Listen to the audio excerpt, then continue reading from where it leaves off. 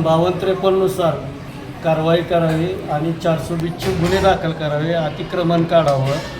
30/4/2026 नंतर आम्ही आमच्या भगिनी नगरसेविका सौ प्रगती किरण लोंढे कदम यांनी 24-23 तारखेला महिलांनी निवेदन दिलं होतं शिवसाहेबाला की आम्ही तुम्हाला 1 महिन्याची मुदत देतो, जो 5253 नुसार अतिक्रमण काढून अनधिकृत करणाऱ्यावर 420चे गुन्हे दाखल करावे.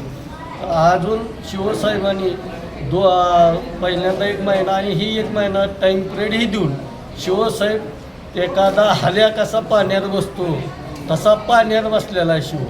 आज तगायतपर्यंत एका नगरसेविका ताईचं महिन्याखाली पत्र आलं असता त्या पत्राला शून्य मात्र उत्तर देणार आहे. सकाळी आमदार रोहित पवार यांनी बोलल्यानंतर नगरपालिकेचे कर्मचारी पत्र घेऊन आले, म्हणजे महिला ठिय्या आंदोलनाला निघाले असताना ह्या नगरपालिकेला जाग आली. हे नगरपालिका बेशरम नाही, गो खाण्याच्या लायकीचे देखील तुळजापूरच्या नगरपालिकेतले शिव आणि त्याची टीम राहिलेली. फक्त त्यांना पैसा आणि पैशातून आपल्या घराची उन्नती. आज सकाळपासून महिला बसले तिथं 10 वाजल्यापासून. शिव प्रत्येक वेळेस आले की महिलांवर अन्याय करतो. आज महाराष्ट्रात महिलांना एवढा मान सन्मान असताना, तुळजापूरमध्ये तुळजाभवानी असताना जर महिलेचा मान सन्मान होत नसेल तर माननीय जिल्हाधिकारी हा डेंगळे पाटील नगर विकास खात्याचा शिववर काय कारवाई आत्ता तात्काळ करणार?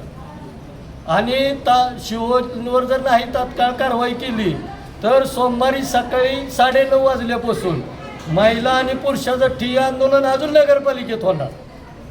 जोपर्यंत शिववर पूर्ण निलंबनाची कारवाई आणि शिववर पहिला गुन्हा दाखल झाला पाहिजे. आता यात्रा मैदानाचा 2 दिवस विषय आम्ही लांब ठेवतो, पण आमच्या माता भगिनी सकाळी 10 वाजल्यापासून जर त्याच्या दालनात उपस्थित असतील तर बेशरमासारखी नीच अवलाद ह्या रणदिवेची आज साधं महिलाकडे बघण्याची किंवा त्याला सदैव बायको बहीण असेल, आपल्या पत्नीला आणि बहिणीला असाच वागवतो का शिव?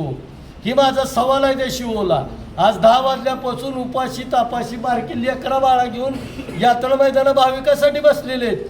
तर ह्या नगरपालिकेतल्या एका बी कर्मचाऱ्याची एक उणीव झाली नाही आणि पत्र घेऊन येतात कवा 2 महिन्याखालचं. ह्याच्यासाठी आज मी तुमच्या माध्यमातून नगर विकास मंत्री राज्याचे उपमुख्यमंत्री एकनाथजी शिंदे साहेब, धाराशिव जिल्ह्याचे पालकमंत्री तथा तुळजापूर तालुक्याचे विकासरत्न म्हणून आमदार स्वतःला म्हणून घेतात. ह्या महिला भगिनीसाठी लाडका भाऊ म्हणून राख्या बांधून घेतल्या होत्या. मतदाना दिवशी लाडक्या बहिणीनं मला मतदान केलं म्हणून होते. आज लाडक्या बहिणीवर जे अन्याय शिवनं केला आहे त्याला राणा पाटील काय करणारी राणा पाटलानं उत्तर द्यावं. 3 दिवसात काय कारवाई करणार शिववर? आणि यात्रा मैदानावर जो त्यांना दीर्घकाळ केलेला आहे त्या अधिकाऱ्यावर काय कारवाई करणार हा माझा प्रश्न आहे. नाव प्रगती कदम, नगर परिषद सदस्य तुळजापूर. तर आम्ही सीओ साहेबांकडे, त्यांच्याकडे तर नाही पण त्यांच्या कर्मचारी आहेत त्यांच्याकडे आम्ही निवेदन दिलं होतं की आमच्या 3 प्रामुख्याने मागण्या आहेत.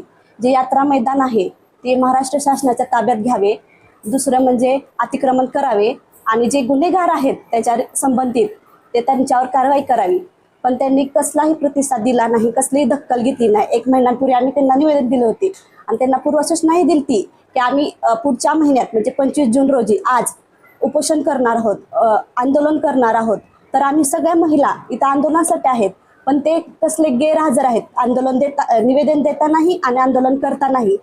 तर आम्ही 11 वाजल्यापासून इथे बसले आहोत, वाजलेत आता 3:30 वाजले आहेत, तरी सुद्धा त्यांनी कसलाही प्रतिसाद दिला नाही, कसलीही दखल घेतली नाही. आमची त्यांना हे विनंती आहे की त्यांनी ह्याच्यावर दखल घ्यावी, काहीतरी कार्यवाही करावी.